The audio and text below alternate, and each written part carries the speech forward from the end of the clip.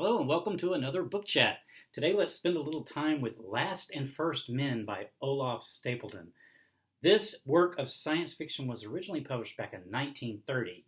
I read a 2014 Penguin electronic edition, and it looks like they used this old vintage cover for I'm not sure when, but this book, like I said, was originally published back in 1930 in the UK, and I've been wanting to read this for quite a while. This author, Olaf Stapledon, also wrote Star Maker, which I read and chatted a while back, and ever since then, ever since I really learned and read Star Maker for the first time, I've been meaning to read Last and First Men, and I just now got around to doing it.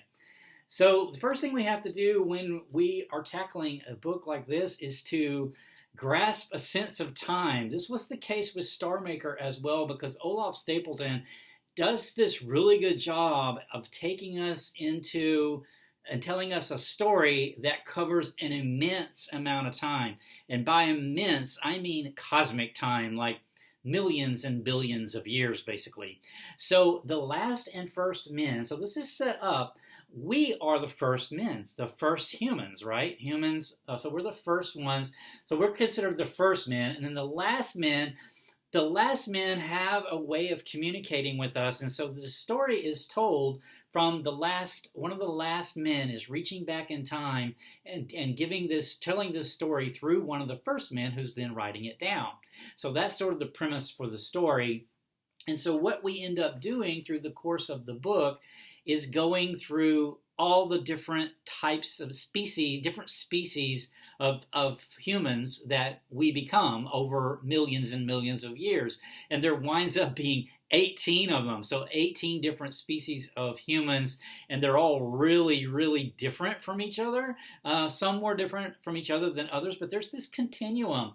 But when we wind up down at the 18th men, the last men, they are quite different than us. They're also no longer living on Earth. They're living on Neptune at this point. So for this chat, I thought, what should I do? Should I go through, because each of the types of men, like the first man, the second man, the third man, the fourth man, so they all have a sort of a the narrative follows along with we're the first man and then the second man, et cetera, et cetera. And every one different iteration of human gets its own sort of description and narrative. The different species, they wax and they wane. Ultimately, they are all wiped out for one reason or another and then supplanted by a new species. And then that's described also in the book, but it would just be too much to go through each of the 18 types of men. So I thought I'd just hit up on a few. So the first men, so this part was maybe the most of the dated as far as the book goes. The book, like I said, was written in 1930. So this first men, it pertains a lot to nationalism. So, of course, we're still in nationalism now.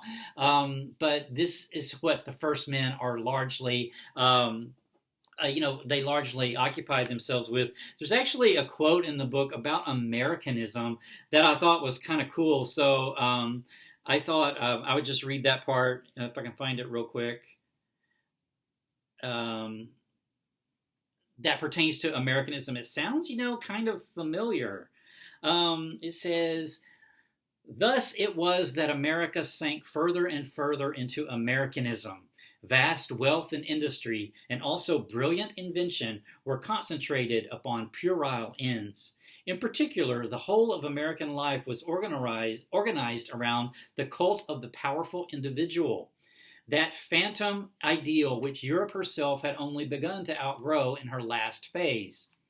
Those Americans who wholly failed to realize this ideal, who remained at the bottom of the social ladder, either consoled themselves with hopes for the future or stole symbolic satisfaction by identifying themselves with some popular star, or gloated upon their American citizenship and applauded the arrogant foreign policy of their government. Those who achieved power were satisfied so long as they could merely retain it and advertise it uncritically in the conventionally self-assertive manners. So that quote sounds really uncomfortably true of Americans even today. So maybe more so today than in 1930 even. But yeah, I thought that was really interesting. And then we have different. So eventually, because we're talking millions and millions of years, so eventually humans then. There's an interaction with an alien species that feels a little dated too now, but the alien species, just because of the aliens are supposed to be from Mars, but they are a really unusual type of intelligence that's sort of a swarm intelligence, kind of a group intelligence. And so they interact with the humans and then ultimately impact, the human evolution following there. I think they were maybe I think they were maybe like the second or third men. I'm not sure. I don't remember now which where they came in to it. There was also a species of human that were the fourth men were giant brains. So these giant brains existed, and they had to be serviced because they couldn't walk. Their brains were too large, so they were the size of like little small buildings, and they had to be serviced by the third men. So they were the third species of men created the fourth men, and so they had to end up serving them. And ultimately, a lot of times with these species, they are strong for a while, but then some little small thing can happen that can have big repercussions. Some idea, mainly, a lot of times it's an idea or a philosophy or a religious idea that will take hold and be taken then to an extreme and then become sort of a focus where the species will lose its flexibility. And then when something happens, they're not able to recover. The first men had this happen. Oh, I was going to mention about the first men because it was really interesting that there was a biological weapon developed by the first men, who we are, and it was sort of a zombie thing. It was a weapon that caused people's minds to be affected, their neurological symptoms to be affected, where they just wandered around without any kind of like sense, and ultimately, of course, they died. It actually reminded me of Shan Fever from the book Severance, which I chatted a while back. It sort of sounded like Shan Fever, the Shan Fever of that book. But anyway, yeah, the different species, they sort of come and go. They ultimately even go, sometimes a lot of times I think we think of human evolution as this, march upwards, and this is not the case. It's actually like this throughout the book. At one point even, humans kind of turn back into being animals completely, and then there's a small group that develops technology again, sort of rudimentary, what we would consider like Stone Age technology, and move forward with that. But move forward then again, but it's sort of a continuing story. And there's a quote about evolution that I thought I would read. Let me see if I can find it real quick, because to me that was sort of like one of the main thrusts of the book was this idea of how nothing is permanent, how nothing stays the same, how, we can't expect even anything that we consider to be permanent or unchanging, because really everything is. All right, let me find this quote real quick. 47... if I can find it real quick. All right. It's kind of long, but I thought it was real cool. It says, for a million this is actually about one of the species living out on when they're living on Neptune. So it goes, let me see.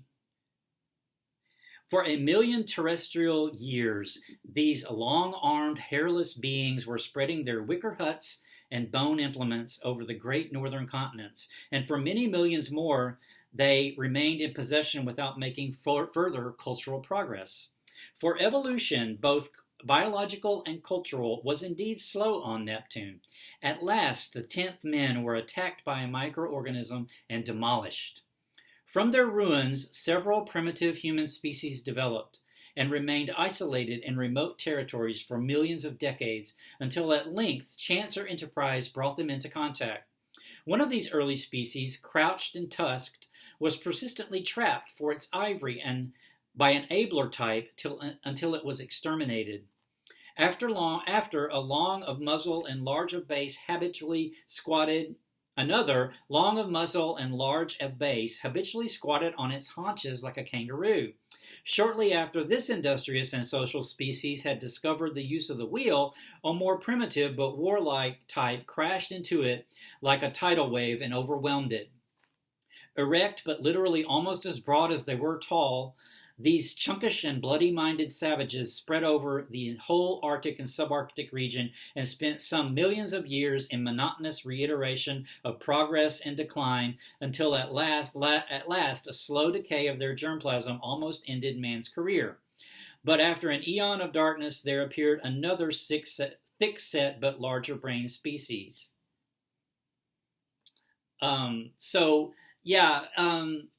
This is all on Neptune. So this was after humans had achieved like the ability to colonize planets and things, but there was this, sort of degradation eventually had to kind of basically start all over, and this pattern was repeated throughout the book.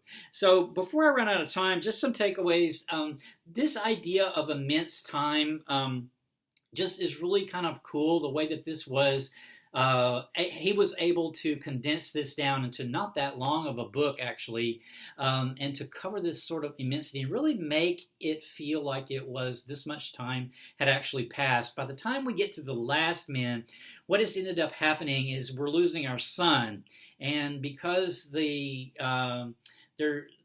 did have the technology. They had rebuilt the technology by this time to be able to do some pretty amazing things as far as moving planets and using the sun in whatever way that it could. Ultimately, this was going to be their final challenge, and they were looking at really seeding the galaxy with their what they call germplasm.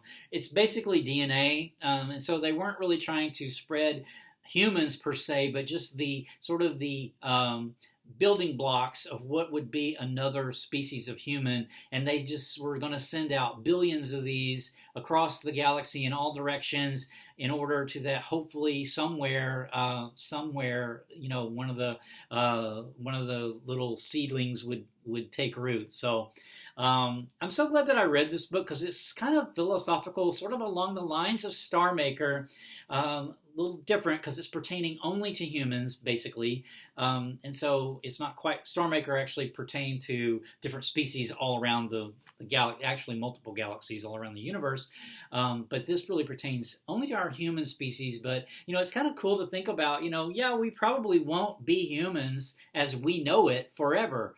We weren't in the past. And this idea also, I thought it was cool how he talks about how the different human species sometimes killed each other off. And I think the archaeological, anthropological record now shows that in the past there were other species of humans like the Neanderthals, the Denisovians, and others who might have been killed off by Homo sapiens, by us. And so I don't know how well that was known or thought of in 1930 when this book was written, but I think that's definitely been proven, by our scientific investigation into the history of our species. So I thought that was pretty cool too. All right, I think I'm out of time for that chat. I don't know that I did it justice, but I'm really glad I went ahead and got it read. Oh, before I do end this chat, though, I wanted to mention about Johan Johansson, the composer, wrote some music and a film, directed a film about Last and First Men. That's sort of an art type film, and I will link some details of that below. The music itself is available on Spotify, and it's really beautiful, and so I will link to that down below as well. So take a look down there if you're interested in some artistic interpretations of Last and First Men. So, all right, what my next chat is going to be is Station 11 by Emily St. John Mandel. It's a pandemic book, so I've already finished this, and I will have a chat on it coming up in the very near future. So until then, take care. Bye.